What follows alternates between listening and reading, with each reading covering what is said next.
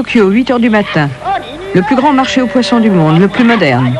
Mais pour vendre, un système archaïque, la criée, pratiqué dans toutes les communautés de pêche du monde, comme la rémunération des pêcheurs à la part.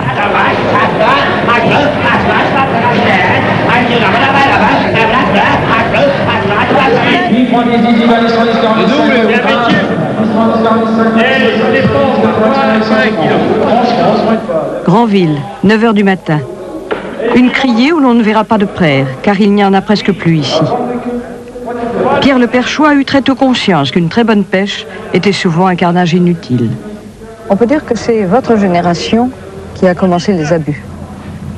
Je pense, enfin tout au moins c'est mon avis. Et peut-être que tout le monde ne pense pas de la même façon, mais je crois que s'il est entre 50 des personnes, les collègues marins de la région, de 50 à 60 ans maintenant, qui n'ont pas su, à mon avis, réglementer les modes de pêche et les puissances pour préserver l'avenir des enfants. Personnellement, je regrette de n'avoir pas été assez convaincant. Enfin, je ne dis pas que j'avais la meilleure idée, la meilleure formule, mais je pense quand même que dans le domaine de la protection, j'ai fait des tentatives. Après la guerre, il y avait profusion de poissons et de coquillages. Mais la puissance des bateaux a augmenté de 160%. Et un chalutier qui ramassait 300 kilos de praire peut en draguer maintenant 2 ou 3 tonnes. C'est un genre de course folle, vous savez. Il y avait de la marchandise à prendre, alors allez, même sachant que ça ne serait pas commercialisé. Pierre le Perchois a donné beaucoup de son temps et de son énergie au comité local des pêches pour qu'il devienne un instrument efficace. Moi, j'avais imaginé de faire des quotas, c'est-à-dire de préserver le stock capital qui existait et de ne prendre que la valeur d'un intérêt, si vous voulez, juste ce qu'il fallait pour vivre, pour survivre. Alors c'était un calcul à faire pour la rentabilité journalière, tant de kilos par homme d'équipage. Par homme d'équipage, à mon avis, c'était intéressant parce que ça permettait éventuellement à des gens qui n'avaient pas de travail de les embaucher et de par là même avoir la quantité de marchandises pour donner un salaire complémentaire à cette personne-là. Ça me paraissait intéressant.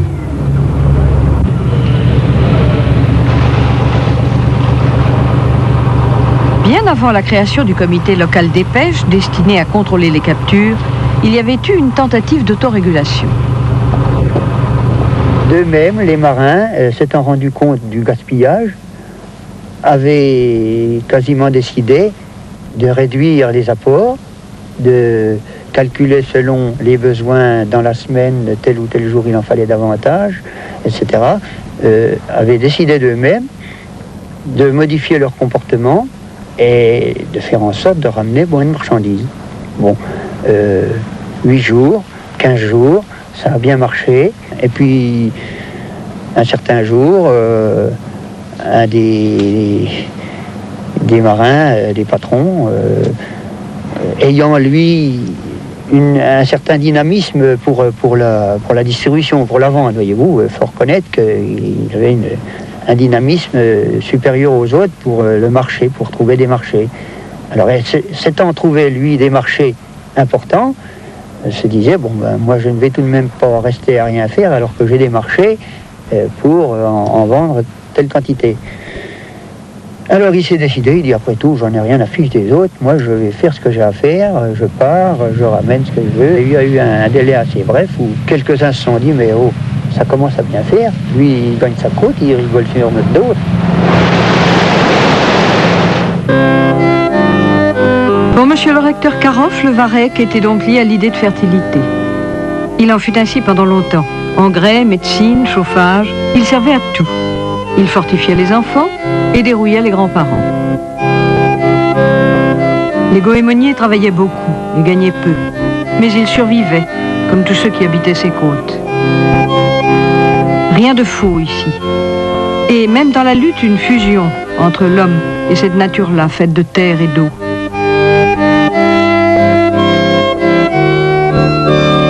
Pierre le Perchois est né dans l'île de Chauzet. Ses ancêtres étaient des compagnons carriers qui avaient construit le port de Granville. À la fin des chantiers, il se reconvertissait dans la pêche et le commerce.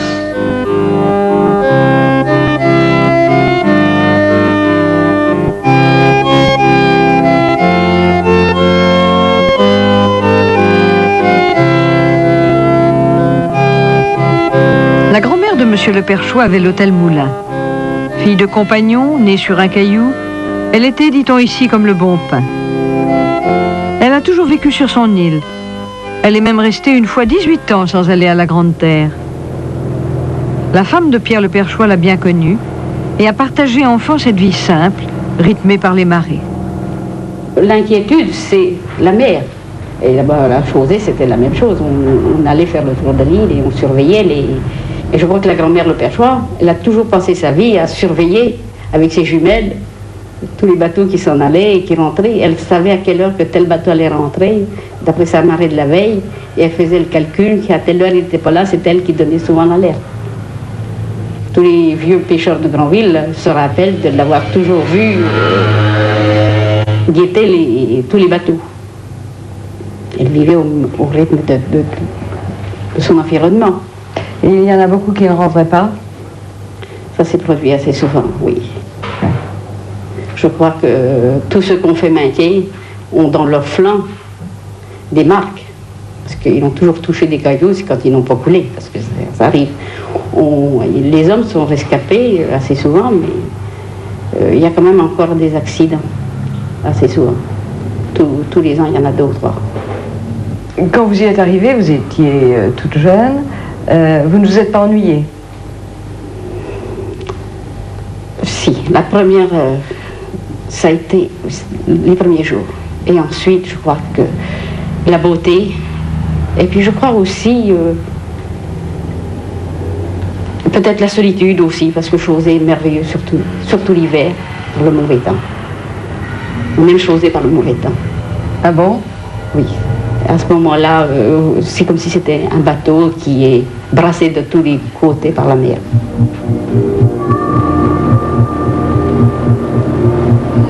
Ce lieu qui inspire des sentiments si forts, si violents, qui décolore à jamais tous les autres paysages, ce morceau de terre qui comble de paix ses enfants et les lie à tout jamais à leurs rochers, nous y allons.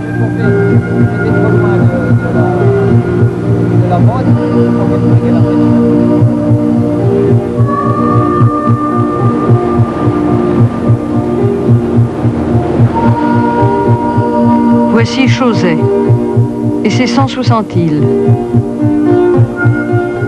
La marée monte.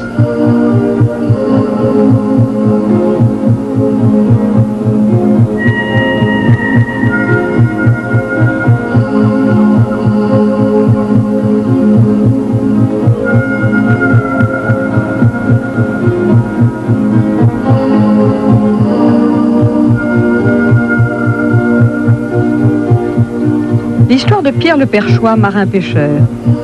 Celle de son père, marin-pêcheur.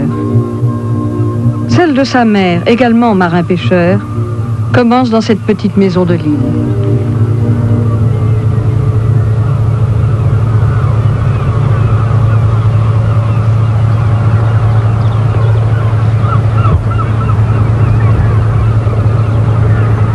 C'était mon domaine, hein, tous ces rochers, toutes les bordures de mer, même l'intérieur, mais enfin je crois que je me plaisais davantage à cavaler dans tous les rochers.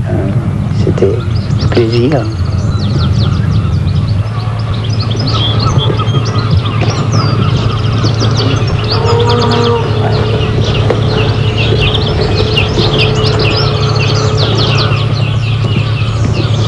Et puis il y avait surtout quelque chose qui m'intéressait énormément, c'est de faire ce qu'on appelait à l'époque faire les pleins.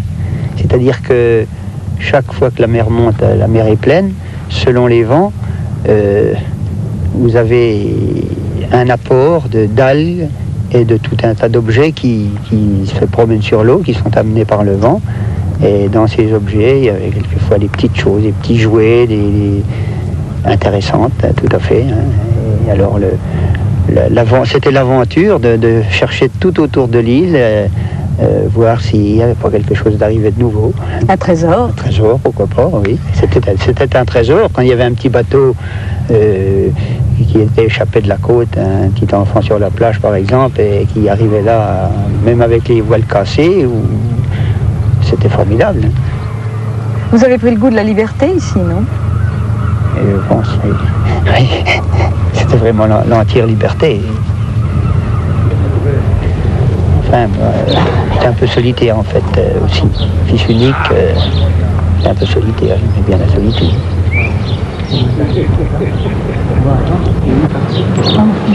Moi, toi un potin. Tu me donnes ton potin. Attention, tiens le blas, J'ai mieux travaillé, ça. Mon père avait travaillé en fait pour moi.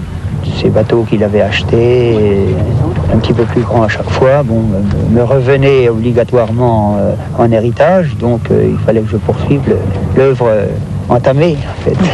Parce que c'était un défi. Mon père a toujours eu, avec les poissons qu'il avait envie de pêcher, une sorte de défi. En fait.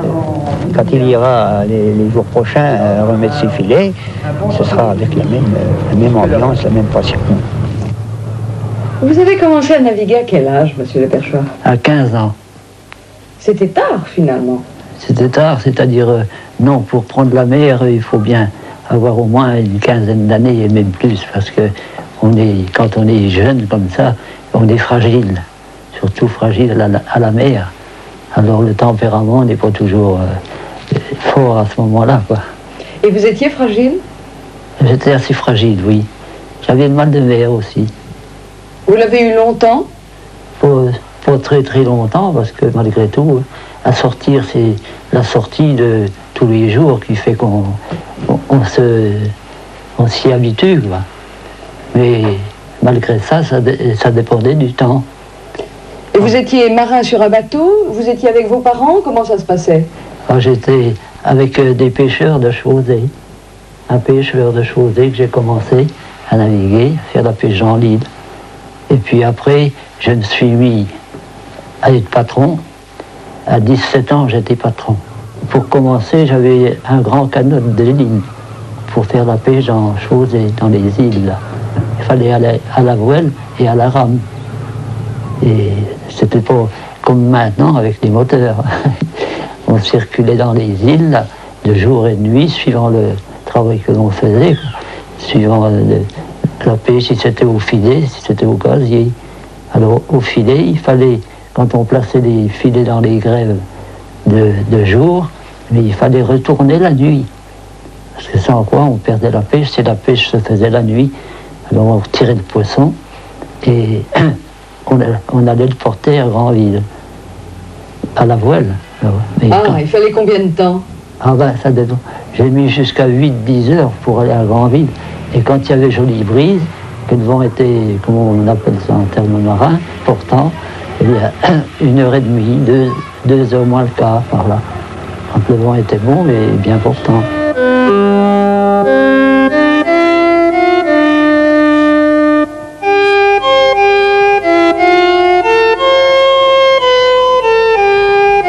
En ce temps-là, il y avait beaucoup de homards à Chausée. Chaque bateau avait 40 ou 50 casiers. Ils en ont 400 maintenant. Il fallait connaître les courants, la profondeur de son habitat selon les saisons. Il fallait parfois passer des nuits pour cerner le poisson, le tourner, repérer la bonne heure et venir le saisir après avoir bien observé ses habitudes. La pêche, c'est un métier. Par exemple, si je rentrais avec une belle pêche de bar ou de mulène, alors que le camarade ne réussissait pas si bien, eh bien, il avait jalousie. Alors, on sentait surveiller un peu pour aller dans les endroits des îles, là, dans les danses, mettre les filets. Et à ce moment-là, bien, celui qui réussissait pas, il avait un petit peu de jalousie, quoi. Mais il n'avait pas toujours la tactique de la pêche. Il faut quand même bien, si j'avais 10 ans de métier, par exemple, qu'un jeune avec 2 ou 3 ans, il n'avait pas la chose de dire, hein, c'est à tel endroit et à telle heure qu'il faut aller à ces endroits-là. Alors ils étaient un peu jaloux. Ils essayaient de débaucher vos marins quelquefois? Oh oui, et ça a été souvent. Parce que j'ai eu même des marins de Camaret, de Cancale et de Granville. Là. Alors ils essayaient pour m'empêcher de naviguer. Alors c'est un petit peu pour ça que je l'ai prise à Montbourg. Ah ouais. Et comment ils faisaient pour les débaucher? Ah bien, il inventait toujours aux hommes que j'avais, tu devrais aller avec celui-ci ou avec celui-là, et tu gagneras bien plus et tout ça. Alors forcément, il s'est laissé entraîner. Et puis, alors, je ne voyais, du jour au lendemain, je ne voyais plus personne. Il faisait débarquer les matelots, alors moi un beau jour j'ai dit, je vais prendre la place, je vais embarquer, je vais mettre sur les rôles et puis j'irai avec toi, comme ça ils ne me voleront pas. Il n'y a pas de danger, mais ils ne m'enlèveront pas, moi. Alors c'est comme ça que ça s'est fait, quoi. C'est dur pour une femme, non? Oui, peut-être, mais quand on est habitué à travailler, alors c'est dur pour certaines qui n'ont pas l'habitude, mais c'est un métier comme une autre, quoi. Enfin, Mais j'ai l'impression que la mer est souvent un peu houleuse, là. ah bah oui, alors là, ça n'empêchait pas qu'on avait le mal de mer de temps en temps, mais je l'ai jamais dit. J'ai jamais dit que j'avais eu le mal de mer, tout pendant que je naviguais. Les chausiers n'ont jamais su que j'avais le mal de mer. Je ne le disais jamais. Quand on était pour arriver à l'entrée de Chausey, mon mari me disait « Ah, on arrive ». Alors là, je faisais celle qui n'avait jamais été malade. Je ne faisais pas voir à personne que j'avais le mal de mer, que j'avais rendu, quoi. Et ça vous arrivait souvent? Oh oui, quand il y avait de la mer, quoi. Mais enfin, on s'y habitue. On s'habitue de moins en moins, quoi. On est malade de moins en moins. Et puis, maintenant, je n'ai jamais pris la pilule. On prend la pilule pour le mal de mer. Ça y fait, mais moi, on ne connaissait pas ça dans notre temps, alors je n'ai jamais prise. Quand vous aviez fini le travail, comment vous faisiez? Vous mettiez au fond de la cale ou comment? Oh non, c'était un bateau creux. Alors, je me mettais dans une chaise. J'avais une chaise, je m'asseyais dedans, je me reposais, je fermais les yeux comme si j'avais dormi, mais je ne dormais pas. Enfin, je fermais les yeux. Puis alors, mon mari me donnait à manger de temps en temps pour me remettre soit un bout de pain, du chocolat, enfin ce qu'on avait à manger, quoi. Puis alors je mangeais comme ça. Puis en arrivant à terre, je faisais celle qui n'avait pas été malade. Et puis on mettait ça le lendemain matin. Voilà, c'est le métier, quoi. Et votre fils, pendant ce temps, il gardait la maison? Il gardait la maison, oui, il me faisait la cuisine. Quand j'arrivais, la cuisine, le dîner était fait. Il m'avait fait on n'avait qu'à se mettre à table. La table était mise, tout était pris. Quel âge il avait? Oh, il avait 12 ans, 12-13 ans. Seulement, comme il avait le mal de mer aussi, ben moi, je voulais pas qu'il vienne, qu'il commence trop vite. Parce que ça gêne l'estomac quand même. Hein.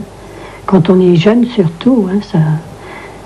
Autrement, c'est une habitude, les enfants partent avec les parents pour aider? Ah oui, oh oui. Dès le jeune âge, hein, des 12-14 ans, ils vont. Alors, comme lui, on voulait le mettre un peu à l'école, il a été un peu à l'école supérieure pour avoir son certificat. Puis, alors après, on voulait qu'il se mette menuisier. Il aimait bien travailler le bois, alors on se disait, on va le mettre, il sera menuisier, mais il n'a pas voulu laisser son père. Il dit, son papa a fait tout ça pour moi, il a son bateau, il a le matériel, alors il dit, je vais essayer de faire comme papa. Alors, il a essayé, puis ça s'est mis, quoi. Et puis c'est une passion pour eux, hein? Oui, puis maintenant il remplace son père, et après ça va être son fils qui va le remplacer. Puis voilà, c'est comme ça que ça se fait. Je recommanderais aux jeunes, c'est s'ils se mettent à faire la pêche, surtout qu'ils fassent attention parce que il faut, surtout un patron, il faut qu'il veille à tout. Ce que j'ai toujours eu peur, moi, c'est qu'un homme tombe à la mer et soit noyé. Alors à ce moment-là, je crois que j'aurais abandonné la pêche parce que ça m'aurait fait trop gros de perdre quelqu'un ou de le laisser trop gravement. Alors, tenez, vous voyez, mon fils, là, eh bien, il a été obligé de sauter dans la Marie-Pierre, là, de sauter à l'eau pour ne pas avoir la jambe ou la cuisse arrachée par le câble d'acier. Alors, je recommanderais aux jeunes, c'est d'apprendre à nager toujours. Ah oui. Oui, parce que ça a beaucoup de choses de bien pour s'ils tombent à l'eau, qu'ils puissent se barbouiller et attendre qu'on puisse les rattraper. Vous ne saviez pas nager, vous? Ah, moi aussi, Vous saviez nager? je suis nagé et ça m'a permis de sauver 4 enfants là. Parce que quand j'ai vu les enfants dans le bateau là où ils étaient et que j'ai vu qu'ils ont coulé au derrière de la vedette de passagers, il m'est venu un réflexe comme une éclair. Ma sœur était avec moi dans le canot et je lui ai dit tiens-toi bien prête parce qu'on va avoir du affaire et ils doivent revenir sur l'eau. Alors, faut qu'on les rattrape, quoi. Alors, Et vous les avez rattrapés? on les a rattrapés. Oui. Par les cheveux. Par les cheveux? Le dernier par les cheveux.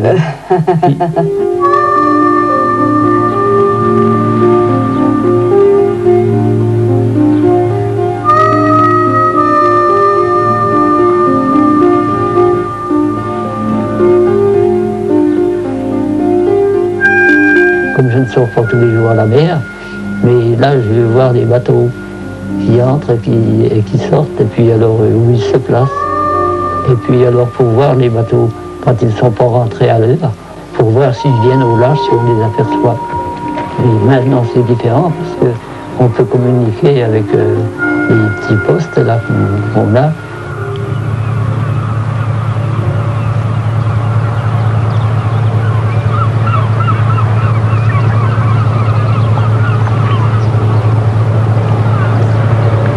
La Marie-Pierre, Dominique, m'entends-tu? La Marie-Pierre, Dominique, m'entends-tu? La Marie-Pierre, Dominique, m'entends-tu?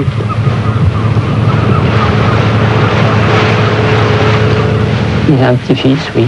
Alors je m'inquiète à chaque instant. Surtout je sais qu'il travaille dans les Minquiers, à des endroits où j'ai fréquenté, moi et mon fils. Et que lui, maintenant, il fréquente, et qui sont très dangereux. Et il faut, quelquefois, des nuits et des jours pour arriver à trouver soit une meute de mulet ou une part. Alors, pour le homard, comme pour le bar, pour le mulet, tout ça, ça se place et ça se déplace. Alors, il faut connaître les saisons et la température aussi. Par la température, il change d'endroit. Soit qu'ils descendent dans les profondeurs, ou alors qu'ils montent tout à fait dans les hauts.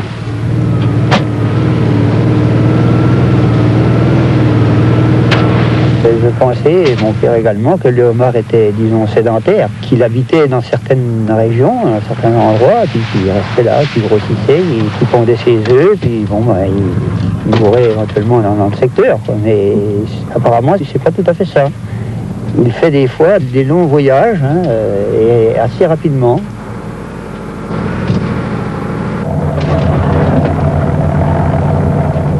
Entre les marins et les gens de la terre, il y a une différence certainement, c'est que le marin il est habitué à prendre directement, à mettre ses engins en mer et à enlever tout de suite ce qu'il y a dedans. Mais les gens de la terre, les agriculteurs, les éleveurs, il faut semer pour récolter. Et ça, je crois que les marins ne sont pas dans le coup pour faire ça. Il faudrait qu'ils soient programmés autrement.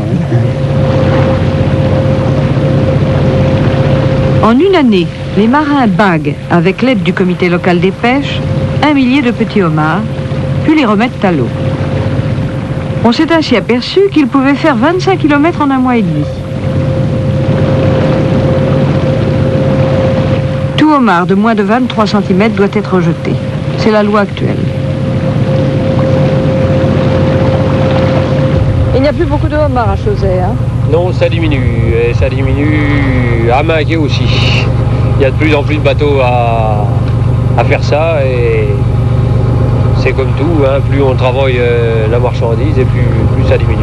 Une bonne journée, c'est combien de kilos? Oh, il y a 2 ans de ça, oui, 2 ans. L'année dernière, ça nous arrivait aussi. On faisait une 40aine de kilos pour une journée. Et maintenant, il faut compter une 20aine de kilos, quoi. Les Minquiers, c'est à combien d'heures de Granville? Oh, nous, on compte la bouée du four, quoi, parce que c'est là qu'on commence en général. Ça fait 3 heures de route, à peu près, en marchant à 9 nœuds, quoi. Mais dites-moi, ça consomme beaucoup de fioul, ça?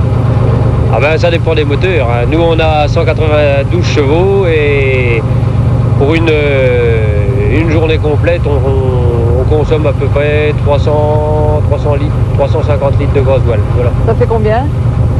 Bon bah ça nous fait aux alentours de 60 à 70 000 quoi, enfin 700 francs quoi, à peu près. Nous à bord on est 4 et on marche à 8 lots. Alors une fois le gasoil et la boîte déduit, il faut diviser par 8 pour arriver à faire le salaire d'un homme d'équipage. Pourquoi 8? Il y a 50% pour l'armement et 50% pour l'équipage. Alors voilà, ça fait normalement 2 parts pour le patron et 1 part pour chaque matelot. C'est dangereux quand même. Ah oui, c'est assez dangereux. On ne peut pas travailler par tous les temps, ça nous arrive d'aller jusqu'à place et puis pas pouvoir travailler, de revenir. Vous partez à quelle heure le matin? Oh bah, ça dépend, suivant la marée. Là tout de suite on est en matinale, alors on part à assez bonne heure, ça nous fait partir aux alentours de 2 heures quoi. Mais ça nous arrive aussi de partir vers les 10 heures du matin, pour rentrer tard le soir. C'est une vie dure? Bon, faut aimer. Et vous aimez? Ah moi j'aime, oui.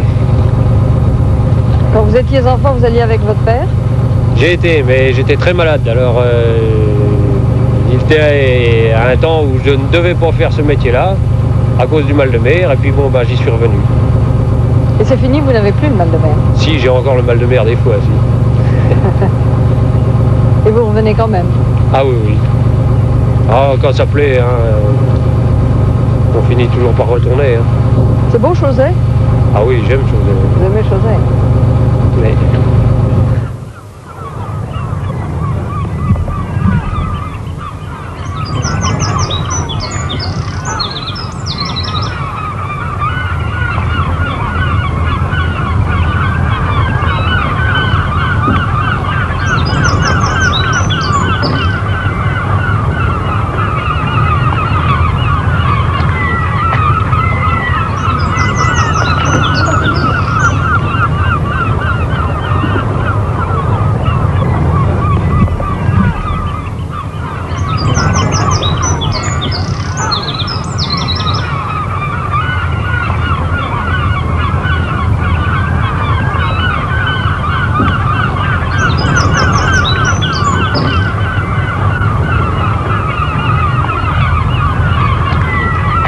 Petit Pierre n'aime pas que ses parents fassent seuls le tour de l'île.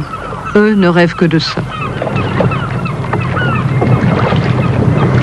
Je voudrais bien pouvoir aller plusieurs fois dans les îles, là, encore, parce qu'on n'a jamais fini, vous savez, d'en apprendre. Et moi, j'en apprendrai encore tous les jours. Et il ne faut pas se croire, parce que la mer, on ne la connaît jamais à fond. Et il y a toujours du changement, surtout par ici.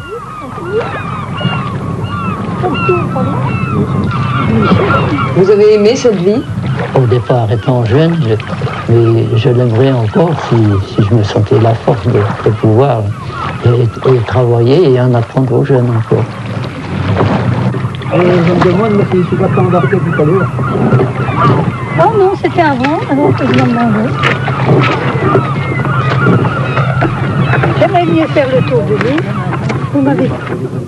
Quand on était jeunes, nous, quand on s'est mariés, quoi, c'était plus... Tout le monde s'entraidait, quoi, s'entendait bien, quoi. Il y avait combien de familles à peu près? Une quinzaine, quoi. Quinzaine de familles. Quinzaine de familles, oui. Et combien d'enfants? À l'école? À l'école, petit Pierre a été, je crois que c'est... Il y a là sur la photo, il y a la photo de l'école, il y a une quinzaine d'enfants. Une quinzaine d'enfants, peut-être, oui. Oui. Et les enfants ne s'ennuyaient jamais? Ah non, oh non, ils étaient habitués à ça. Ils ne connaissaient pas autre chose, c'est plutôt ça. Hein. Vous n'avez jamais eu l'impression d'avoir une vie à part? Non, non, oh non, on n'était pas porté pour le ballet, pour les sorties au cinéma, ni rien du tout. C'était une vie simple? Oui. Pauvre? Oh non, on n'a jamais manqué de rien. Une organisation, quoi, il faut s'organiser, quoi. On a le bateau 2 fois par semaine, alors on y compte. Le pain vient par le bateau, la viande aussi, alors... Vous gagnez votre vie? Oui. Oui, on n'est pas malheureux. Oh, c'est pas des millions, comme maintenant, mais enfin... On était aussi riches, puisque tout est plus cher, alors ça revient au même. Et vous étiez comblé par le décor. Vous aimiez votre île. Ah oui, moi j'aimais ça. Vous vous promenez dans l'île? Quand il y a des murs, je vais chercher des murs. Mais sans ça, non, on n'a pas le temps. Tiens, à tes aiguilles.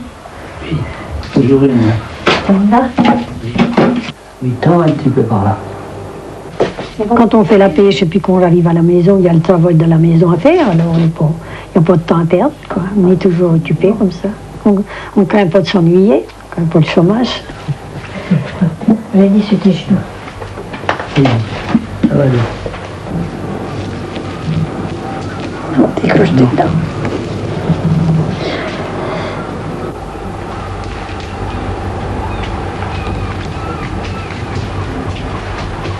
Vous avez quelquefois rêvé d'une autre vie?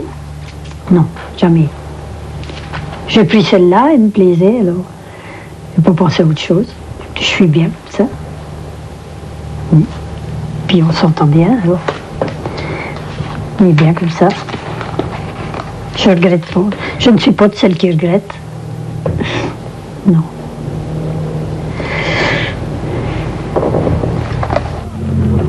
Le samedi, monsieur l'abbé de l'Abbey vient pour célébrer la messe dominicale. Et je me rappellerai toujours mon arrivée ici. Il y avait toute la population chausieuse qui était répartie de l'endroit où se trouve l'appontement en me regardant un peu comme une bête curieuse, n'est-ce pas? Alors je serrais les mains au passage. Vous avez aimé vivre ici? Ah oui, oui, j'ai non seulement aimé, mais je l'ai demandé à mon évêque qui m'a fait répéter par 3 fois que j'étais volontaire pour venir sur l'île. Parce qu'il se rendait bien compte que c'était une existence particulière et qu'il fallait tout de même des volontaires pour venir ici. Cette communauté était assez solidaire? Oui, ah oui, très solidaire même, parce que dès qu'il arrivait un pépin à un pêcheur, tous les autres pêcheurs étaient là tout prêts à donner le coup de main. Si par exemple il y avait un bateau qui coulait, c'est des choses qui arrivent, eh bien tout le monde s'y mettait pour essayer de renflouer le bateau et pour aider le pêcheur en question. Et au besoin pour l'aider à faire sa pêche alors que son bateau était inutilisable. Alors, tant que le bateau n'était pas réparé, les autres marins venaient lui donner le coup de main. C'était une vie dure sûrement, pauvre? Oui, dans les débuts, évidemment les bateaux étaient beaucoup plus petits que maintenant. Les bateaux faisaient dans l'ensemble 6 mètres de long. Ça a été un événement d'ailleurs quand Pierre Le Perchois est arrivé ici avec un bateau qui devait faire, je crois, 11 mètres 15. Alors ça a été le grand événement dans Chausey. Alors à partir de ce moment-là, tous les autres en ont voulu. Et c'est ainsi que la flotte de Chausey est devenue importante. Cette solitude, ça favorise la méditation? Oui, oui, c'est tout à fait indiqué pour. Et c'est en effet un moyen parfait d'élever ses pensées vers Dieu et vers les hommes aussi d'ailleurs. Et la nature y porte beaucoup, parce que non seulement on a une belle nature, mais aussi il y a des relents de création ici. Je ne sais pas si vous avez remarqué, en circulant en bateau, il y a des rochers qui font penser à la création, au chaos de la création. et tout cela, ça élève vers Dieu.